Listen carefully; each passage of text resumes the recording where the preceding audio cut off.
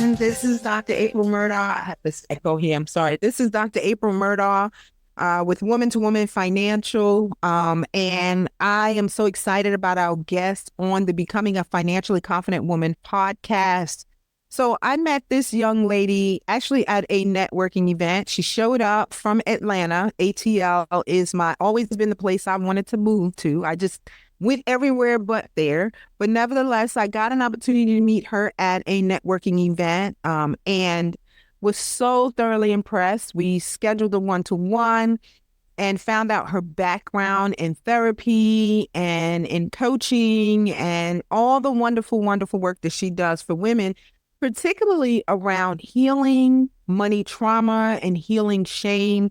And so she and I she actually kind of gave me her time when I felt like in a crisis, and she donated her time and talked me off of a ledge of imposter syndrome, which is what we'll talk about today. And you guys know I'm so transparent on this thing. So there's nothing I typically hide about my journey. And I'm excited to have her come and talk to us about what she does to help women heal from the money trauma, deal with the money shame. And so welcome to the podcast, Melisa Alaba. Thank you so much for being on. Thank you so much for having me, and thank you for that warm introduction. When we met, I felt like you were the powerhouse. I was like, oh my gosh, look at this woman running the show. I have to meet her. And it was just so exciting that we had a great connection.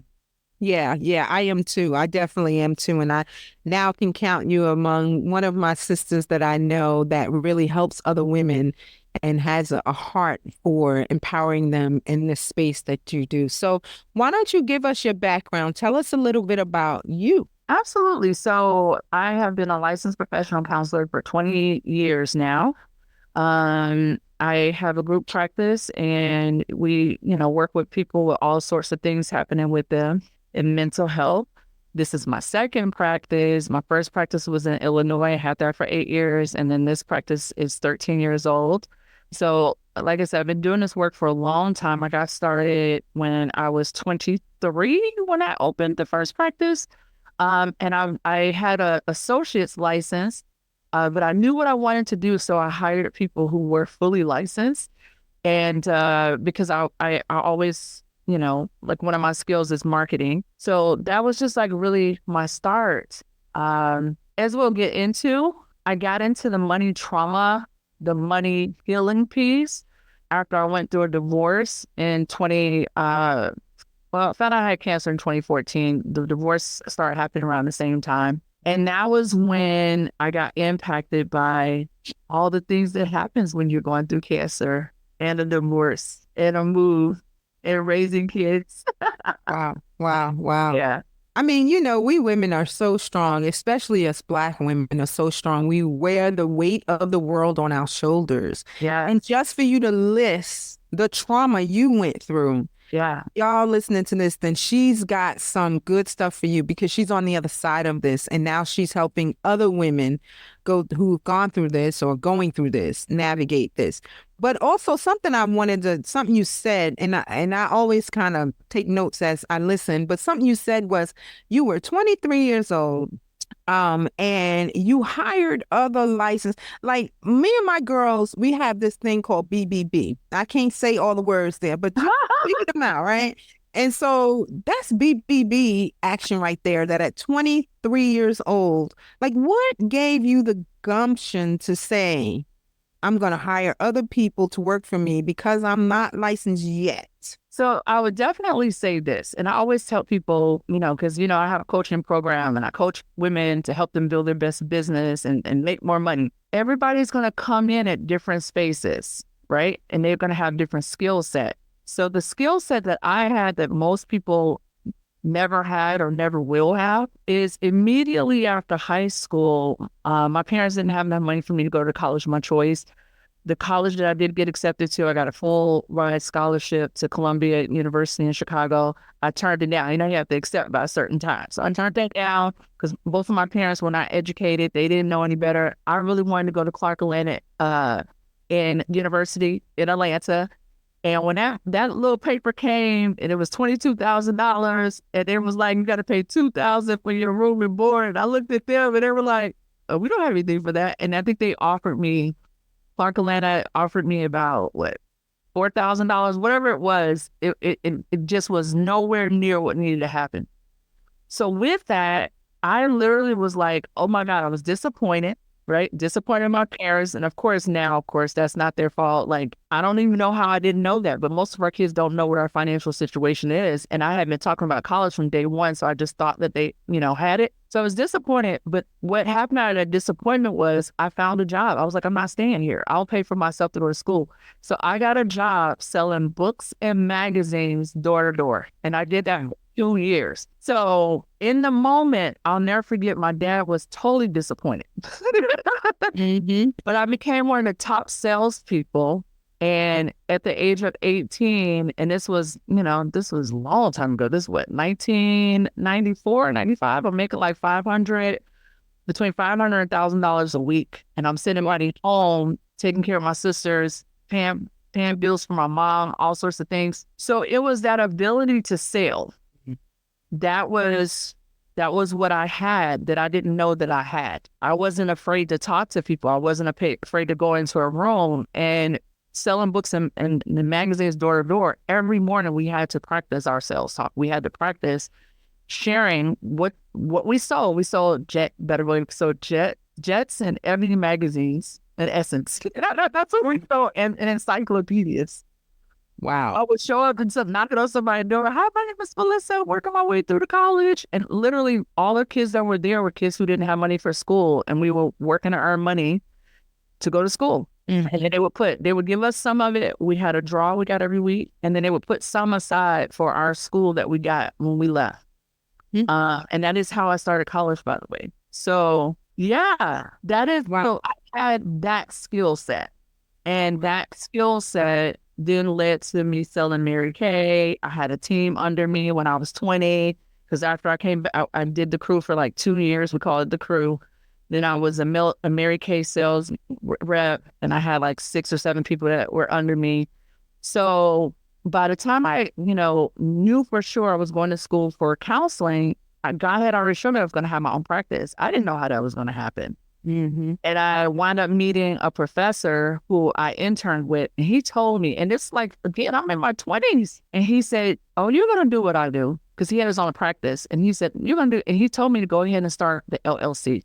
So a Black psychiatrist is the reason why I started my LLC at 22 years old. And yeah. So the first contract that I had was a state contract, and he showed me how to get it. The thing with the state contract, though, is once I got it, I now had to figure out how to work it, because that was the thing. Like, you could get it, but people had to sign on at the different agencies to use your agency. So I would have to set up presentation calls, like call their agency. Hey, my name is Melissa. I have this new company. I would love for you guys to use my organization. Can I come out and do a presentation, with the counselors and stuff that work there? So they would let me come, and that's how I started. Wow. Well, you see how that sales career kind of set you up, right? Because in sales, there's a lot of no's, rejection. Yes. Right. The cyclical life. Yes. And then how God sent you a mentor in. Yeah. Right. So thank God for that path. That is just an amazing path. And when we look back on our lives, right, and we say we're here, and then you take that look back as to, all right, what were the things that impacted or got me here? That is so amazing that those were the things. And so I'm glad that happened to you. I'm glad your parents didn't have money. Right. Me too, because I would have never had that business. Yep. I would never had that business. I made my first $1 million by the time I was 28 years old. Wow. And I would have never had that business. I would never have done the things that I had done. I would never be able to coach and train the women that I coach and train now on how to get beyond sales, because sales and marketing is so huge in growing your business. I just did a masterclass the other day, and one of the things that I said, the number one reasons why businesses fail is not people. This is what people always say. They say the reason why the business fail is because the business didn't get enough capital. But here's the thing, if the business could sell its products, it wouldn't need the capital. So it really fails because people don't know how to sell, and they think that if I get more money, then that will be the thing that will help me to now sell more. Like I could hire the other people who could sell. I could do this thing. So because I've had to always bootstrap my businesses, the thing that I always have known is very, very important was me being the person behind it that believed in the product, believed in the service, and then got it out there to the market to sell it. Yeah, see, that's important. I have a saying, money answered a multitude of sins. Once you run out of money, right? Wow. Then you start realizing how creative you can be. And it's like, so if I have all this money, why can't I just keep that creative nature and not spend it? Because now I can do all this great stuff with it. So Wow. that is amazing. That is amazing. So you went into counseling because you felt like, okay, this is what God told me to do. Of course, you had a mentor there. So tell us about how you got into this specific line of work, because this is unique in terms of healing stuff and trauma and all of that. Yeah. So like I said, I got called into counseling, and that was by way of, I'm on the street, 19 years old, about to turn 20. And I'm walking down the street, and a young lady walks up to me and tells me, she just had a spontaneous abortion at home. Mm. And I was just standing there like, wow, like I'm so sorry that happened. And she said, well, thanks for listening to me. I was like, okay. And then I kind of talked to God. I'm like, okay, God. And then a couple weeks later, I'm on a train, and a guy sits next to me and tells me he just lost his job and he's about to go home and tell his wife. And I was like, okay, I'm like, I'm sorry that happened. And he gets up and just, leaves. So I wound up getting a vision from God that was going to be my path. Because at the time, I was looking to go to school for fashion design. That's what I wanted to do, which is one of the reasons why I love clothes. I love like expressing myself through that. But that was what I wanted to do, was fashion design. That changed my life, and to the point to where I knew I was going to help people heal. And that was not the way therapy was going 20 years ago. Therapy looked very different, but I saw that vision from God. So I say that to say, like, people have always shared with me, and I've always worked to help them. What was the change? Like, I've always worked to be a coach versus like, here's the resource. Social workers tend to also always give you the resource. Go to the public aid office, go to so-and-so, so-and-so. I've always said, what else could we do? Like, what else do you have? What other, in your bag that we could pull out? What pots do you have? You think about the woman in the Bible and the pot that come over there. It's your pots. Go fill them up. Get your neighbors. I've always been that person. And I started, like I said, had a divorce, going through the cancer, not being able to be the person that I am, today. Energy was really low. I mean, it was just a lot going on, and you're trying to figure it out. Anybody who's gone through cancer know that you have cancer brain. A lot of fatigue. I had active cancer. I'm totally healed now. It's been 7 years at least. But I had active cancer for 3 years. So I was tired. I was like, all the things, but bills don't stop. Nobody wants to hear your story. And the kids still had to be tended to. So I had to find another way. I had to figure out how to work less and make more, because I could not do what I had normally did. Like, I was a person that would get up at 5 o'clock in the morning, come down to my office, plan the day, start executing by 7.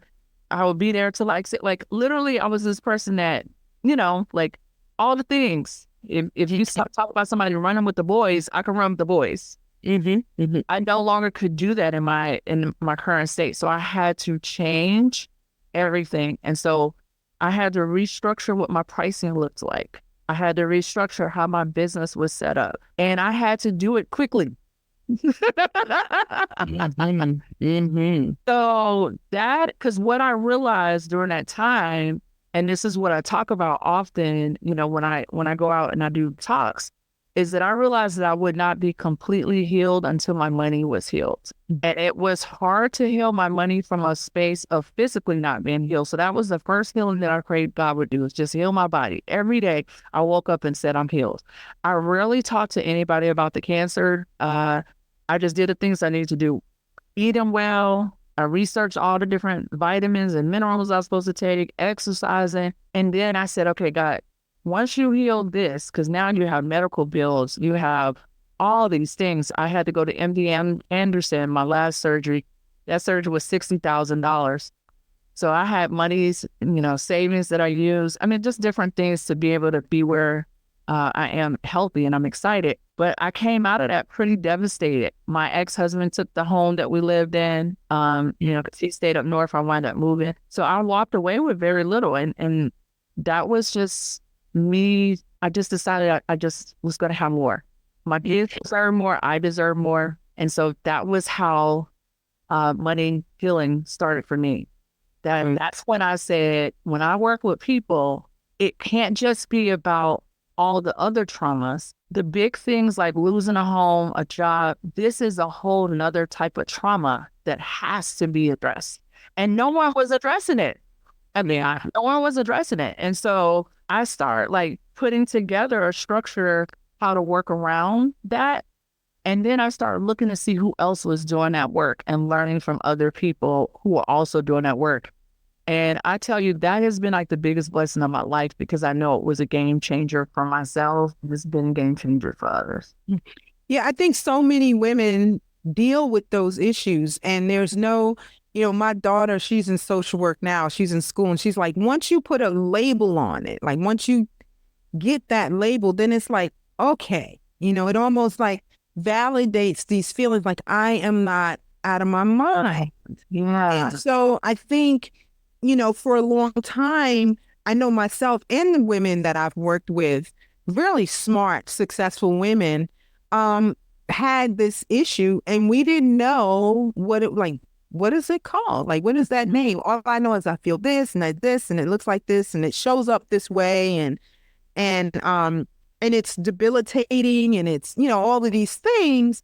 But now I think when I met you, and also a little before, I do have a lot of folks that are in my space that are in your industry. And no one had said that to me except for one of my clients who's in the industry. And I was like, that's what it is. That's what it is. So tell us, like, how does that money shame come up? How do you know that you need healing? Like, what are the things that show up in people's lives that you've seen? Which ways does it manifest, basically? Yeah, absolutely. So first of all, I'd say all of us have some money trauma, right? So it might be money trauma from situations that happen from you. So a divorce, a loss of a home, a job, maybe you lost a job. It took you about a year to get another job. So in that meantime, things got off track. Your savings got off track, bills payment, like any of those things, a car repossessed. Money trauma could also be from not being able to provide the things that you want to provide. Your kid wants to go to a historical Black college, and you're like, nope, it's got to be a state school. So that also can impact how you feel, how they feel, things like that. So once we look at that, we now also look at how our parents were raised. What were the things that happened to them that we also inherited by way of how they showed up for us, things that they said, their limitations, their liabilities. Also the things that they gave us that were great, like their strengths, So that's like money trauma, looking at that. Money shame comes when we have this innate feeling of guilt over money. Like, I should have made a better choice. Why did I get that latte? So we are beating ourselves up over choices. So I always tell people, like, you can always make another choice. I actually wrote a post today. I had 3 money trees in my house. And I was cleaning my money trees, and the one in my office looks so good. The one in the living room, one is wilting, and I was like, okay, we need to change the position. So I was like, okay, I'm going to change the position. It probably needs some sunlight. The one in the corner had a couple faded leaves. And again, it just needed a new direction. If I just literally rotate it. When you think of money as something that's just going in and out, we can always shift the direction. We can let go of some of the guilt and the anguish that comes with decisions. It's allowing it not to be that big of a deal, and figuring out what to do next. I think that's big in a lot of ways, because when I think of educated Black women, a lot of us have gotten debt in order to have the degrees that we have and the positions that we have. So it's like, on one instance, we're really excited about what we've accomplished. And on the other instance, it's like, oh my God, this cost me so much. And so I see so many times women are now so conscientious over all their choices because some of their foundational choices, they feel like they didn't make good decisions around. So it's just really a lot about giving yourself grace. And gosh, you said a mommy. I'm make writing down notes, but you remember, in full transparency, my phone call to you, in that I made a decision, and spent an amount of money that I have never, ever, ever, ever spent on myself in my life. And it was an investment in me, yes. But it wasn't, I felt like I should not have made that decision, right? So and I don't know if there are a lot of women out there like myself, but if you are hardworking and smart and accomplished, and you come from a background where maybe you are the first, so the weight is on your shoulders. And then maybe, in looking back in retrospect, it was like you did things because you did it good, you were recognized a lot. So you keep doing these good things, right? Because you keep getting this positive reinforcement. And so when you don't do the good thing, it's all of this criticism. And so you begin to be programmed with it, and then you start doing it to yourself. And so I feel like I do that a lot to me, where it's like, girl, you shouldn't have done this. You should have been further in life. You should have made this, and you should have da. If you're so smart, then why are you not here? If you're so smart, why don't you have this? And this is the internal stuff I know, and I can be honest about, that I deal with. And I know that there are women out there who deal with it too, because they're my clients, right? Yeah. So, we have those issues about beating ourselves up over the decisions that we make. And then you hear this word called grace. Yeah. And so then it's like, okay, so what exactly does grace look like? Because how do someone navigate that to, all right, and how do you help people deal with those self-critical internal conversations that they're having about the financial choices that they made, where clearly, when they come to see me, clearly we both know that, yeah, maybe not. But how do you deal with that? How do you help us get through those? Well, I know you don't tell you where you are. Okay, that's the biggest thing for me is, after we assess what the past looked like and we understand what your core beliefs are, then we're like, okay, this is what we need to work with. And so there's no judgment, there's no guilt. Here I am. I think about myself at 48, and really, like, in my mid 40s, deciding that, okay, I need to start investing again. And then I decided at an accelerated pace, and I decided what that would look like for me in order to hit the mark that I wanted by 62. So I say to anyone, when I look at my clients, what we're able to do is just look at where they are and what they really want. Sometimes when we are putting judgments on ourselves, it has nothing to do with what other people, what we want, but what other people want. I mean, like, someone else said we had to have $2.5 million to retire. Someone else said we had to have this or that. And a lot of times people haven't taken full account of what they actually have, So again, one of the things that we do when I work with my clients is we look at what you actually have in terms of assets that you actually have. A home. Okay, great. A rental property, somebody left you so-and-so. And then we look at, what did you want to do? What type of retirement would you want to have?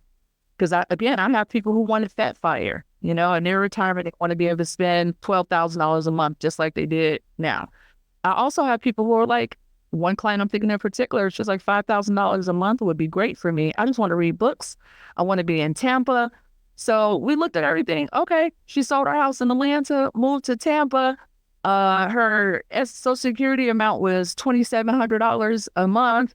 So the additional part that needed to come in was like, oh, I could do this in a part-time business. And she's in financial services, by the way. She wasn't bad off like she thought. Yeah. So a lot of times it's putting in perspective on where we really are and what assets that we really have. And then what would that look like for what we want to do? um, and coming up with a plan. And so once you have a plan from where you are, it's really easy to now feel comfortable and feel motivated to move on and not look at, oh my God, I could have been doing this. Because when I look at my past, I made a lot of money early and we put it all away, So here's the issue though. I was 23 when I met my husband. I was 24 when we got married. We also had real estate properties. So I had purchased our first, I want to say maybe we had like 10 properties by the time I was 28, 29. Then he went to law school. When I tell you, people look at us and say, how are you doing all that? And it was because if I had an idea, we both would just get together and do it. But I did not know, I should have also been putting money away for me. Everything went to a central pot. And so no one taught me that. Yeah. So after my divorce, when all of a sudden a lot of things weren't accounted for, and to this day, who knows? Like I have homes in Nigeria that I don't know about. Wow. That my kids like, oh yeah, daddy's telling us about this house over here. And I'm sure I helped build that. Right? So I say that to say I can't beat myself up over something I did not know. My parents weren't educated. I mean, they were just happy that I was with somebody and we had a nice home and we looked like everything was going great. So I did not know that I was supposed to be looking out for myself in that. But what I did know at 40 was like, okay, how do I regroup and how do I figure this out? And for several years I had cancer, so I couldn't even regroup or figure anything out. I just had to take care of my kids. So here I am, middle-aged woman saying, okay, what do I do next? And I've been able to do it, like figure it out. And I know I'm okay. It's going to be great. So I know that we're smart enough. If we can figure out how to get out of a struggle, we can figure out how to thrive. And that you said that word, and that brings me to the podcast. May not be related at all, but you and you guys, she has a podcast. So I'm going to make sure we link this podcast in the show notes.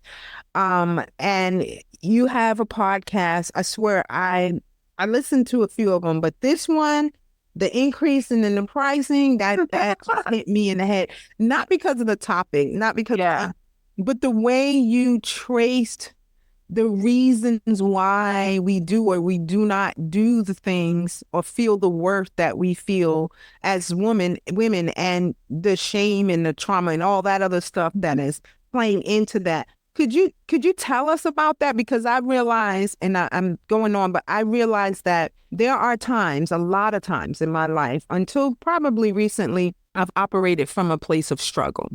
And I see women that way. It's like, if I could just get to this place, I just want to get out of this.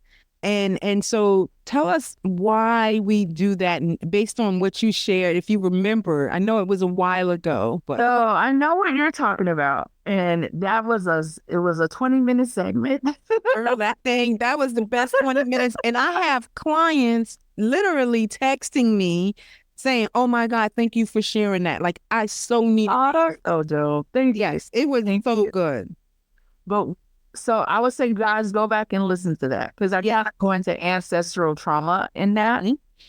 But what I will say, recap the question. Let me make sure So like, how does that, what you shared in the podcast in terms of, that ancestral trauma contribute to the shame and the things that we feel and how we are operating and showing up when it comes to our money and stuff? Yeah, I'm glad you said it. All right. So listen to the podcast. Yeah, y'all got to listen to the podcast there. But I want to talk about us as women. Okay. So as women, there's an expectation that we often give, and we give like just because we're trained that way. We're also trained to take care of stuff. So we're conditioned to budget. We get the household. So you think about your mom, your grandma. Somebody was going out and doing the heavier lifting, and they were taking care of all the kids at home. So what that said is, like, if I give you $100, right? I give you, they didn't have to make it. I give you $100, then you got to go and make this, pay the light bill, make sure Susie has a dress. So you got to go and you're going to make the dress. You go and get some, material, make the dress. And you also got to make sure we have food for the next 3 weeks. So we learned how to budget early on. Women traditionally do not know how to make money. And because of that, we're breadwinners now. But even with being a breadwinner, here's the thing. When you meet men or you think about men's businesses, their businesses, I want to say is 10 times the amount that ours make. So go look at all the statistics and the data, even up to 2023. The average woman's business makes 88% of all women businesses, the business owner makes $100,000. Like 88% get to that mark. That's crazy. Mhm. Out of Black women's businesses, so women of color, our average business makes $47,000. And that was like, again, statistic up until last year. Yo, oh, I don't, mhm. Right. Mhm. So only like 3% of all businesses ever hit the $1 million mark. And most of them that do are men, right? And here's the thing, men never had to think about budgeting. This is what I truly believe. They never had to think about budgeting. They never had to think of like smaller increments. This is what you got to work with.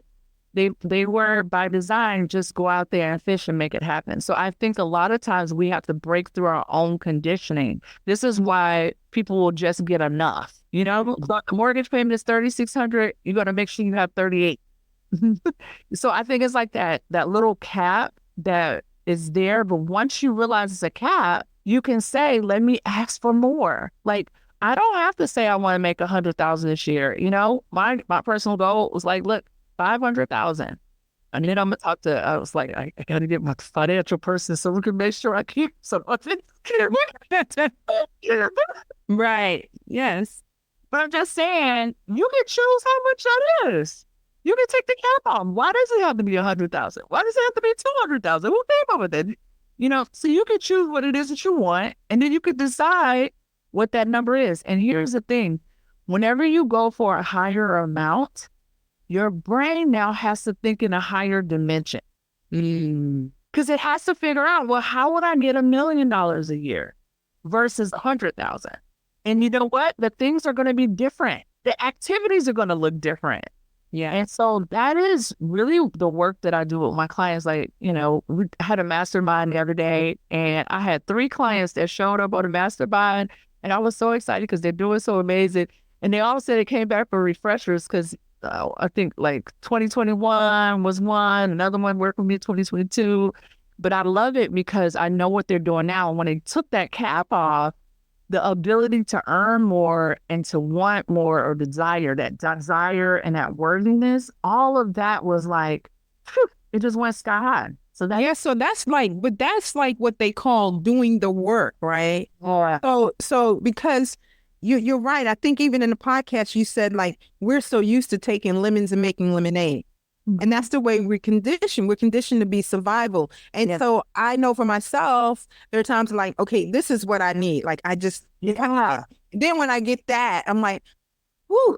But yeah, it's so much more, yeah, so much greater, so much yeah. bigger. And I think working with someone like you to kind of help identify those generational things. I mean, it doesn't necessarily have to be just African American. You know, Yeah. speak to that in your podcast. But whatever those things are, I think we have been programmed generationally to only do certain things and only aspire to just survive or just, and so thriving is not like, what is thrive? Like, girl, I got my bills paid. Like, stop. Like, and I'm a business owner and I was able to pay my bills. I'm doing better than half of the people out here, you know. So Yeah. that And what I goes with that too. mhm. So just so you know that, like, it's shame to go with that. So like, I would say 30% of my clients are in the tech industry, and a part of their work with me was they were making more money, especially the last couple of years, more money than they've ever made before. So I mean, I would get phone calls. Like I have one client who referred 3 of her other friends. They're in the tech industry because this was the thing, was like each one of them were making 300,000 plus. One was making 500,000. She had 3 jobs. Okay, because again, you're working from home. She was a contractor on each, and it was like more money than she's ever seen before. She's like, what do I do with it? Like, you know, there's like all these, and it was such fun. Like, I love to see people win. It was very much rewarding and fun conversations for me to see people like get relaxed in it, because a part of it too was like not feeling worthy of it, but yet I should be here. And thank God they had like their friend groups to anchor them in that this is normal. But it's also just like starting to put your body in alignment. Like there's so many different components. Your body, like, so your central nervous system, your brain stem, all of these different things, you're putting your body in alignment that this is okay. Because when you start making more money, you start to also have an excitement type of feeling in you when it's not normalized yet. So a big piece of stepping into your next level is once you step into that next level, you now have to normalize it and allow yourself to stay there for some time. So I always tell people, like, when you have another increase and you feel like you're jittery nervous, that's where people start spending and doing different things. Because again, what happens is psychologically, the way we are conditioned is we try to get back to where our old space was because that was comfortable. People start to spend out when they get that space because they're out. Wait, stop. I'm sorry. I didn't mean to cut you off. Yeah. But you just said that is so deep, Melissa, because Yes. I've recognized that too, you know? Wait, hold on. So basically the worth and the space to hold the money, we haven't really reconciled that yet. No. I get it. And you'll know you haven't reconciled it because you'll keep getting back to where you were. And it'll be like, how can I be making $200,000 now? And I still feel like it was only $100K. And that's because you haven't come into an alignment with where you are. And so that's where the pause has to take place and the deeper work. So you could be comfortable holding money and having it. And that's the part that amazes me. That's the part that I'm like super honored about because again, I have clients who come to me when they weren't quite making 100,000. And then we get them to where they're making more. And now they come back because they're like, oh my God, now it's happening. And now I need to regulate, normalize this so that I can put monies away. I can feel comfortable with it. Because again, in that space, when you're having more, if you haven't dealt with stuff like people pleasing, now everybody that comes to you and asks for something, you're giving it to them. You know what I'm saying? If you haven't dealt with any of your internal issues, they are now multiplied at this level because you're trying to get back to your own sense of safety and normalize. We always want to feel like we are just like everybody else around us. And you're not at a certain level. And so you do have to, it's like, not that you're better than, but this is an area that you've mastered to some degree, right? And so, and it's okay. So being okay with money also means that I get to keep it without giving it all away. And I've been there everybody who used to call me, so I talked about the monies that I had, family, any situation you could think of, bailing people out of jail, somebody don't have a house payment, somebody needs so-and-so, somebody just can't need so-and-so. I used to just write checks. And I felt like I had to, because that's, I felt like I was helping. Having cancer and going through that situation with my ex also helped me to understand I wasn't helping anyone because I couldn't call any of those people, by the way, when I was going through anything. They were all looking at me like, you ain't put money up? Yeah. I thought you weren't smarter than that. Yeah. Yeah, no.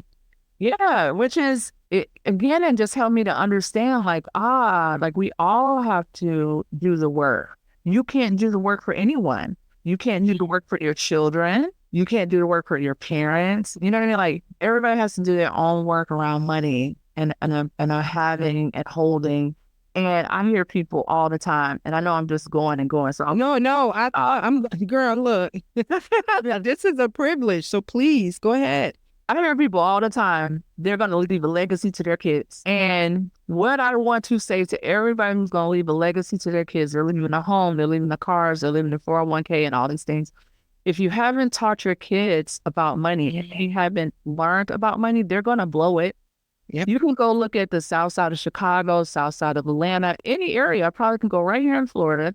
There were properties that somebody owns previous to this, us rising up. You have all of these first generation owners from the 40s, 50s, and 60s who left it to their kids. Mm-hmm. And the kids didn't pay the property taxes because they didn't know anything about that. And they lost it. So if you're not teaching your kids how to be responsible with the things that you want to leave them, you're not leaving a legacy. Yeah, and that's so important, I think, and I try to tell people that too. It's like, you work, you bust your butt to elevate yourself to get to a place out of the struggle, right? The Hmm. poverty, the struggle. And so you expose them to good education, you provide those resources for them, but giving them something is not something you want to do. Show them how it works, live it, teach them. I think that is so extremely important because I know, as a parent and you are too, it's like, yeah, I want to give my children more. I want to but my thing was and still is I want to expose you to more. No, I don't want you to have the struggle per se that I've had. But, if I give you these resources or expose you to these resources and you crap on them, it's like, yeah, so if I left you all this, what are you gonna do? Yeah. So that is a very, very important point. And I think, worthiness, you talked about that. And I was thinking about like, and I think I put a question on there. It's like, how do we begin to heal and deal with the shame as we women who may be first generation anything, first generation college, first generation millionaires, 100,000ers? Like, how do we begin to deal with the heal the shame and everything as we elevate economically and socially in our communities? Like, how does that play out, and what do you do to help them deal with that? I definitely say having someone in your corner who understands. So whether it's me, whether it is a group of women, at one point I belonged to We Should All Be Millionaires. You and I talked about, yeah. I have a lot of friends from there, so relationships with other women who are doing things that you're doing. A lot of my clients, all my clients, by the way, and I've shared this with you one day too, are my friends, because we're on the same path, so just knowing that there are other people who are just like you, I think that helps. And then on a personal level, all of my clients get a toolbox. And so part of that toolbox is how to take care of yourself, right? So that is, what does it take to self-soothe when something doesn't go right? What does it take to get myself in a better headspace when, a business dealing or what have you? I found out the other day a grant that I was going to have.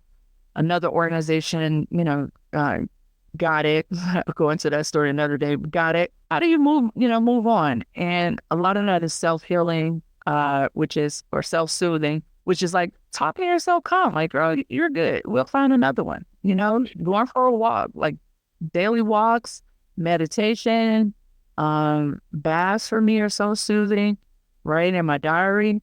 And then affirming yourself, because you have to talk back to that negative self-talk. Like when you were talking about imposter syndrome, a lot of that comes from comparing ourselves to other people. We don't know what other people are doing. Right. And I think when you get in a space where you don't compare, it really helps. And even if that's unfollowing people, there was this one guy, I liked him a lot. I won't say his name, but he has a big organization and he helps people make money. Big organization. They have a big conference every year. I stopped following him because his goal was to grow, grow, grow. My goal, and it always has been on this side of my business, I have two businesses. I have the coaching business, and then I have the group practice. But the coaching business, I literally just help six-figure plus women, become their best selves and their money and so forth. And I do that individually with my programs. I designed it that way. So I affirm what I've created. And a lot of times what we do is we start comparing what other people created. And then it's like, oh, I'm not doing enough. And then you're beating yourself up or like not happy with when you really get into your own life and how it works. Like for me, my own life is so at peace. I'm so in love with the life that I've created. And the business model that I have, that's one of the biggest things when I work with women is helping them design a business model that works for them. Then you get out of this comparison piece. And so you start to feel better about yourself. I think all of those things help. Yeah, I think, there's a saying, comparison is the thief of joy. Mm-hmm. Right. And I know, in my past, I found myself doing that. And I have this prayer on my wall, like, help me not to covet anyone else's things. Right. So that is just my prayer because, in my world, It's all about how you look, what you're wearing, what you're driving. And I've had someone say to me, like, you need to step your game up. Like, why don't you have a Louis or a Gucci, or why are you not like, because people look at you and they judge you and they say you have money because you wear these things. And so I have found myself feeling guilty and shameful because one, I don't feel like I have the resources to spend on those things.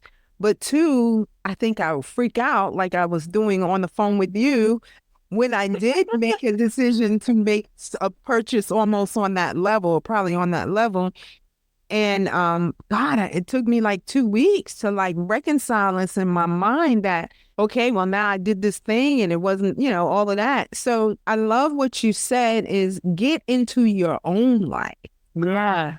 Because that's going to be different for everybody, right? I play golf. I have for like the last, 8 or 9 years. And so that's my thing. I spend on my golf clubs, going to the different clubs that we go to or what have you. But that's my thing. I always say, like, get into what your thing is. Your thing may be the bags. I have friends who love bags. They're going to have certain jewelry pieces or whatever. I think we all just get to be ourselves. And then when you live from your own playbook, life just feels better. That's so true. Live from your own playbook. Wow.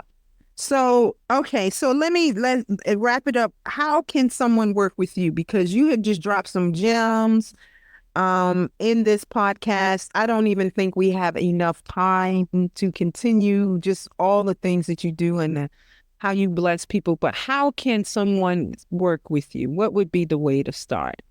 Absolutely. So you definitely can just reach out to me, melisaalaba.com, and I will put my link for them to schedule something with me. I guess I'll give that to you.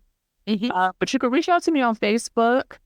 I love to start with people working with me with the VIP day, because then we can look at your past trauma, all of the histories, and then set the plan.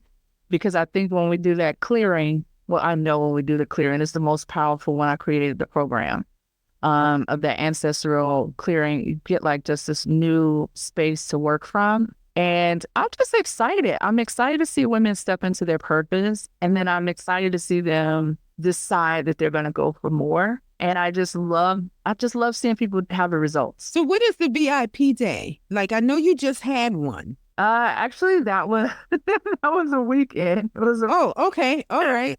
All right. My bad. So it was just recently, and it was our 6 months. So this was a client who had worked with me for 6 months.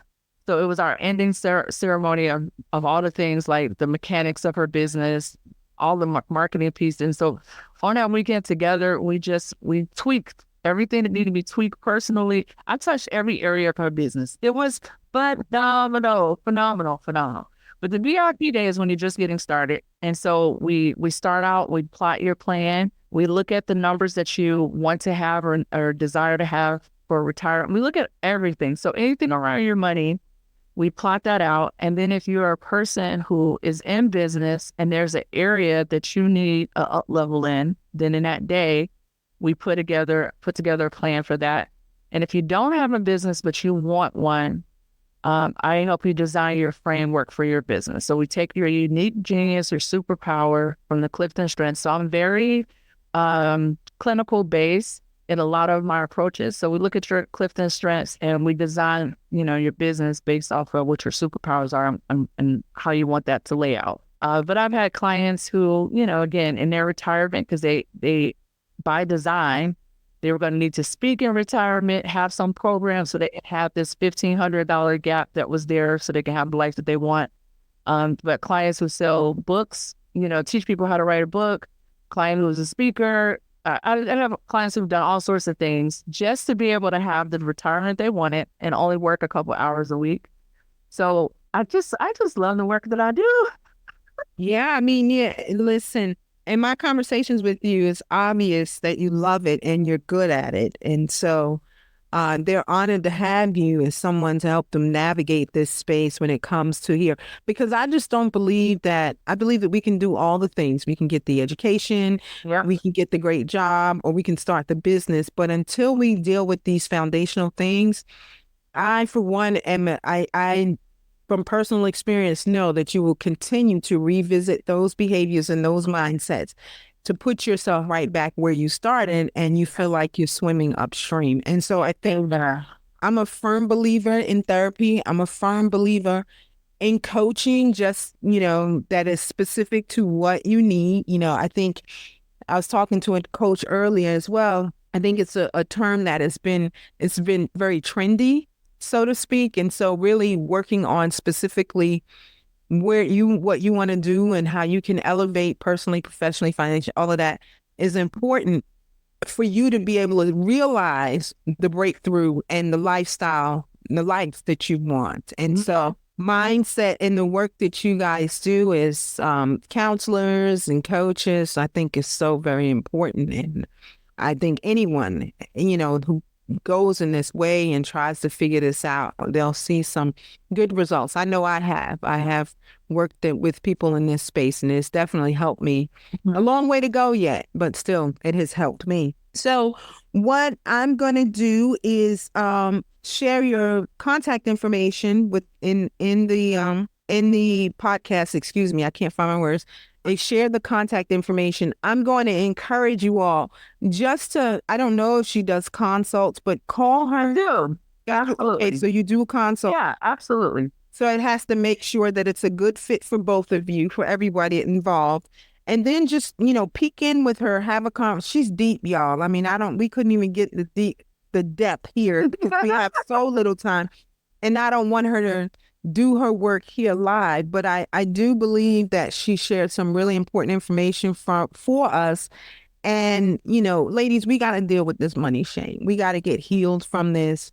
We are growing. I think I was listening. I'm on this thing called Purse Strings. I'm one of their approved professionals. And they said July 27, 2023 is when a Black woman has earned the equivalent of what a white man and a white woman has earned in their careers. Same level of positions. So that says a lot. It takes us 7 months to get to equilibrium financially. Yeah. And that's and we're smart and we're earning and we're doing very well. So we still you can't make a whole bunch of money without dealing with the issues there. And having someone help you navigate that, like Melisa, is going to be extremely important, I think. So I strongly urge you guys to talk with her, schedule some time and chat, and listen to her podcast. It's called what? Your Richer Life, right? Yeah, I have a Rich and Worthy. You're rich and man, yes. Oh my God, that is Rich and Worthy. Check out her podcast, you guys. Listen to that, and then reach out and chat with her. And if you've got some of the issues that we've talked about today, I think you'll find a lot of value in communicating with her. So thank you so much for showing up for us today and giving us your time. Your time is extremely valuable, and I am appreciative and honored that you gave it to the Becoming a Financially Confident Woman podcast today. Thank you so much for having me. This was such a joy. Thank you. You're welcome. You're welcome. All right. Well, we'll talk soon. All right. Talk to you soon.